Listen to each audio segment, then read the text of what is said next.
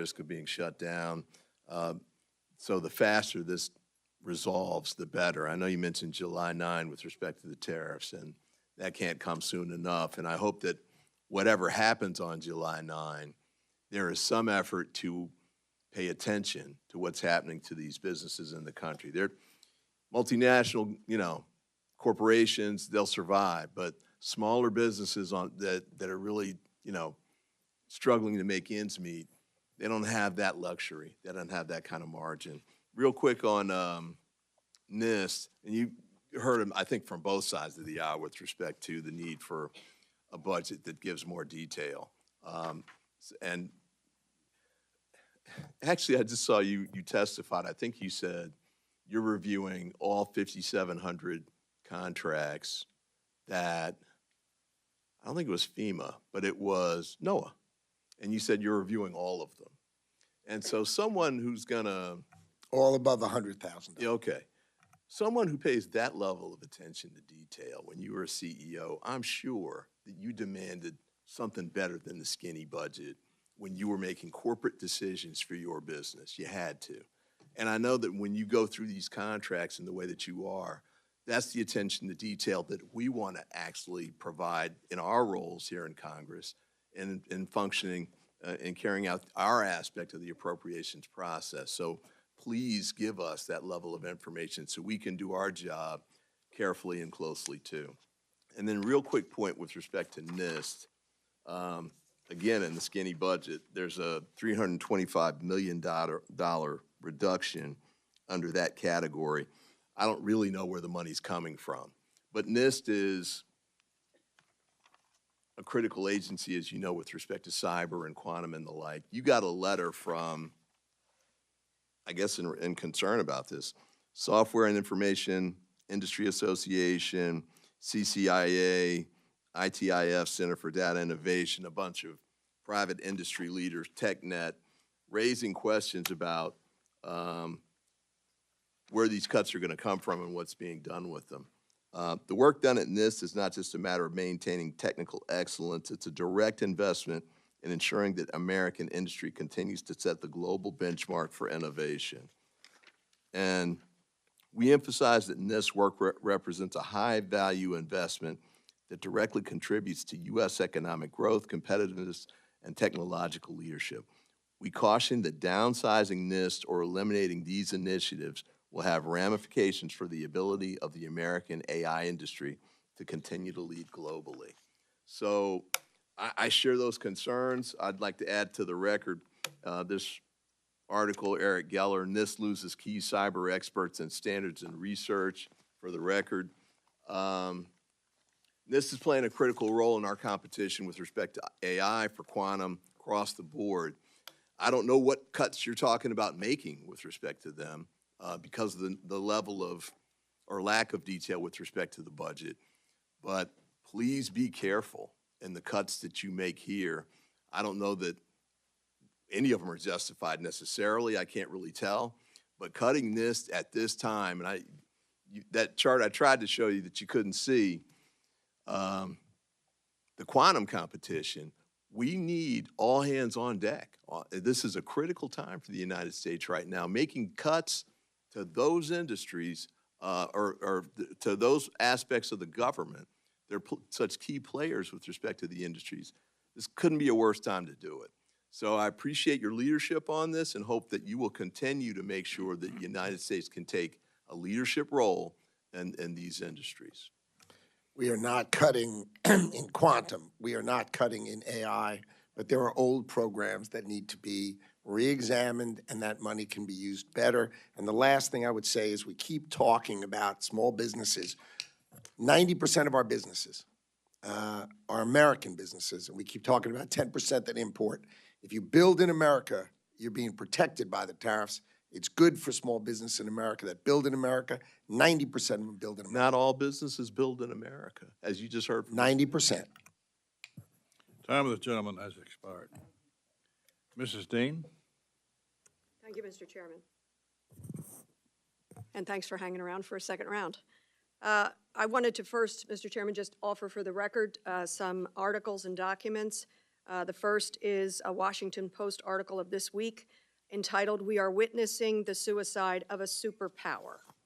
The second is, as ranking member revealed, the report from Yale Budget Lab titled, "The State of U.S. Tariffs, June the 1st of this year." One of the highlights, American consumers face the highest average tariff rate they have endured since 1938, the Great Depression. The next one, U.S. Trade document, U.S. Trade Representative titled, "Reciprocal Tariffs Calculations and the Flawed Formula." I'm sure you know this formula very well, Mr. Secretary. It is incoherent and flawed. I enter that for the record.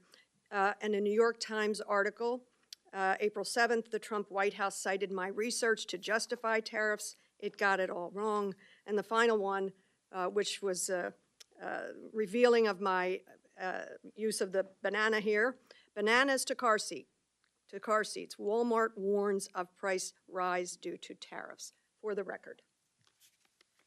Without objection? Thanks so much. I want to ask you about, I was interested in what you said to Mr. Morelli in terms of the mission and some of the language you used, the mission of your department, to protect, defend, and enhance business in America. That was a good summary? Sounds good. I think that's what you said. I tried to write it down fast. Still sounds good. I just wonder, did your department, did you personally, or your department, whose mission that is, have any problem with the president's recent trips overseas or the development of his business and his family's business around Bitcoin, meme coin, fundraising, or investor raising dinners? Any worry with the Department of Commerce, with the president and his family growing their own business while on the job?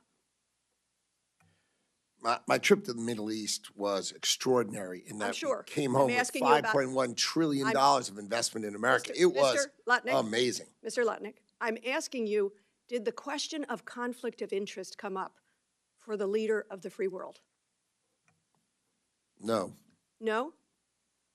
I think you ought to have a team of lawyers take a look at that.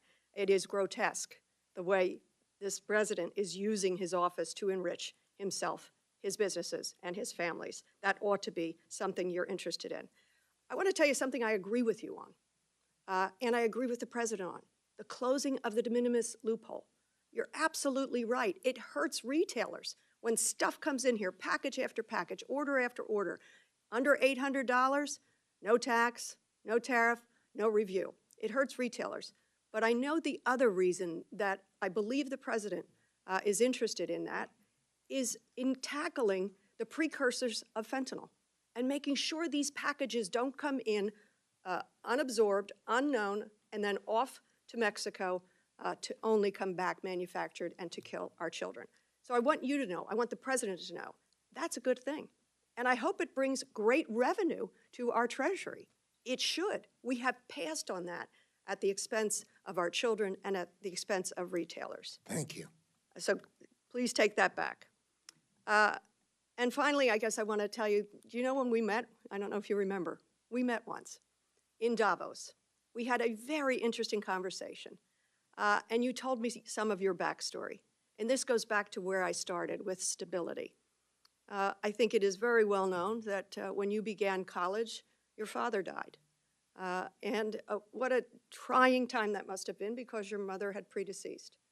And you were at Haverford, very near my district. And Haverford College said, stay. You stay. Get your education. And you did. And they offered you that stability at a time when you must have needed it most. I had a similar experience. My father died when I was in my third semester of college, suddenly of a heart attack. Difficult. We were all wobbling for quite a while. But his company offered scholarships to kids who lost their parents.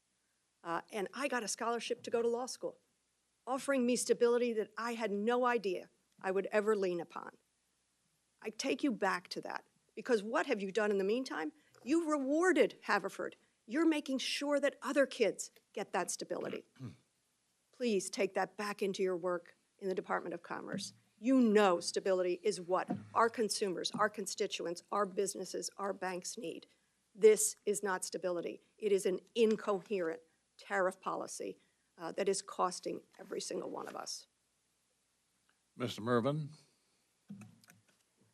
Mr. Secretary, during our first exchange, we talked slightly about Nippon. My first question will be is, with that deal, you said you agreed, and I don't want to put words in your mouth. Were you in the room or at the table for the CFIUS agreement, and what was your recommendation?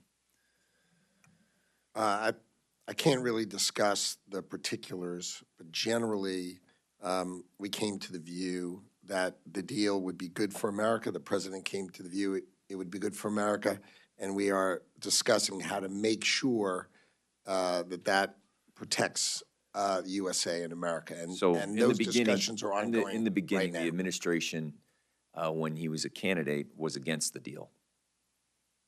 Well, the terms of the deal did not protect America, and he's interested in making sure the terms of the deal protect America. And I agree. So I represent Northwest Indiana, Gary, Indiana, one of the top steel producing. One of the concerns with the USW, the union, is to specifically make sure that the investments that have been agreed upon, that those You can say promised. How about that? See, that's my concern. You're right, promised, based on market conditions. So these are real-life individuals. My father came over from grandfather came over from Czechoslovakia, ended up in Northwest Indiana, worked in the steel mills. Families everywhere around my district. It is our economic engine. You have passionately talked about how it is a national security issue, right? So with that, many promises have been made. First and foremost, to my steelworkers, just a recommendation. The USW wants a seat at the table because they are concerned about disinvestment in their union blast furnaces that will go to non-union shops in other parts of the country. So in my district, which I'm here to protect, that our concern level is to make sure that the administration hears the voices very loudly and clearly from my district, that we want assurances, not based on market conditions, that this investment, promised investment, will protect steelworkers' jobs and tradesmen who provide the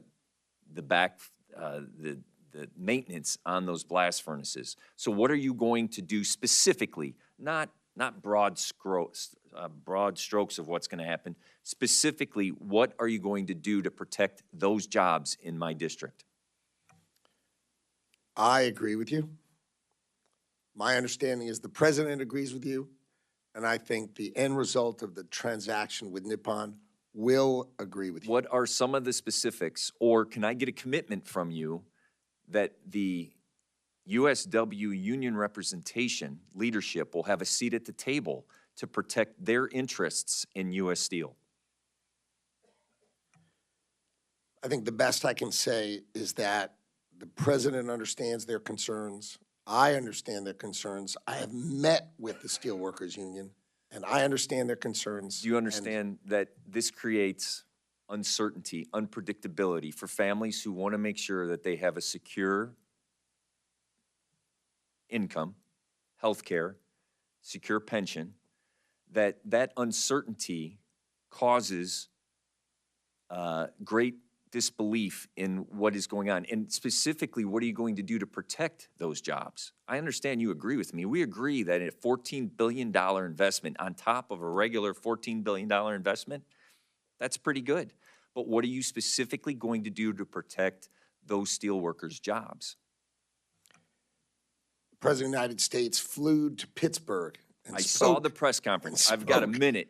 What are you So specifically going to do? I saw the press conference. I saw it. I saw the rally. Specifically what are you going to do? The President of the United States will direct what he wants to do, and I will assist him in doing so. He knows the Steelworkers Union concerns, and I think they will be very happy with the outcome. Okay, so time is of the essence. They want a seat at the table so that there's not disinvestment in my community and investment in other parts of the community which would have cheaper labor.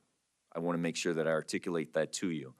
Then ultimately, I also want to ask about, with the Nippon deal, if there is reshoring manufacturing and there's a 50% tariff around the world on steel, correct? Nippon now is an investor in U.S. Steel. please tell me if they are going to be able to circumvent that 50% tariff and ship No, steel? No. no. If Okay. they make it in America, you don't pay the tariff. If you make it anywhere else but America, But anywhere else, you're going to pay. But are you following me? A foreign country is investing in an American company to Great. circumvent those trade policies, or to the tariffs. If you hire Americans and you build it here, you don't pay the tariff. So Okay. if a foreigner builds, good for them. Okay. But in America, with Americans. Know that, I just want to close in saying, know that I agree, a $14 billion investment in the infrastructure of our steel industry is a good thing. But understand how vitally, gravely important it is to the steelworkers, to my community, to my economic development, or my economic engine. that Time of the you- gentleman You has stand up for those expired. jobs. Thank you, Chairman.